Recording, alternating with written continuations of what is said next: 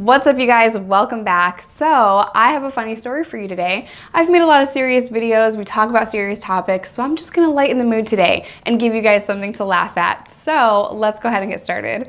I made a video not too long ago about chain gang or field squad. I will link that up here. So go check that out after this video. But basically, I was at a prison, a maximum security prison in the South, and they make you do field squad. And what that is every day, early in the morning, you line up with these like boots. I don't even know what to call them. I think people call them shit kickers. I don't know.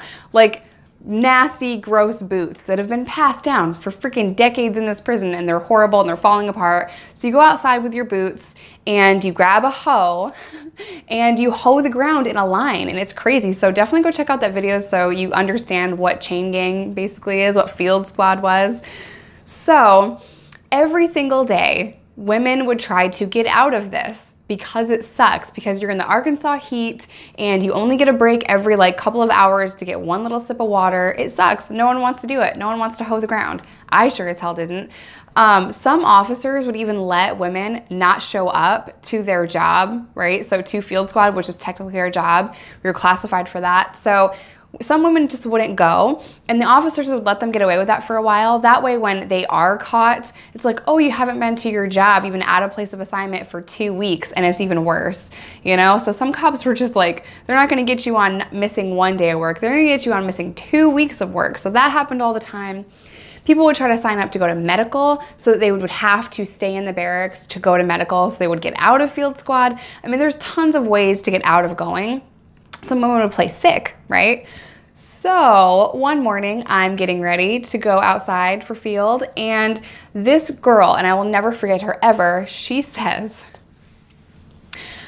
I'm gonna shit my pants in the hallway and not go. So of course I'm like, no, you're not. Just shut up, get your boots on, let's go. And like immediately I think, she's crazy, it's not gonna happen, right? So because we're bored in prison, people are taking bets. And of course, I bet, no, you're not, because no one's that crazy.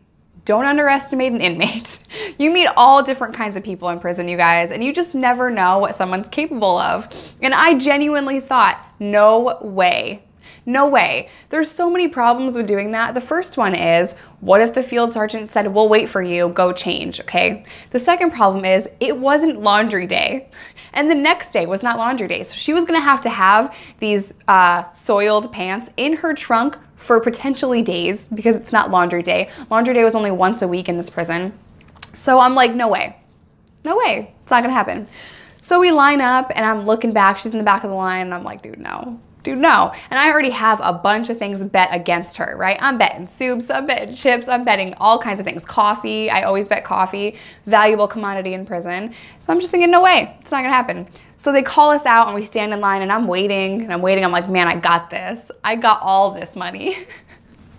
And the field sergeant comes up and he's like checking us off, he's counting us. They're going through their whole little ritual. Our housing unit is waiting behind these doors, and the other housing unit down the hall is waiting too. So 2 different housing units would go out to field. So we're all standing there, right? And sure enough, the field sergeant says, let's go, roll out, or whatever they said. So they pop open the doors and she says, oh, I can't go.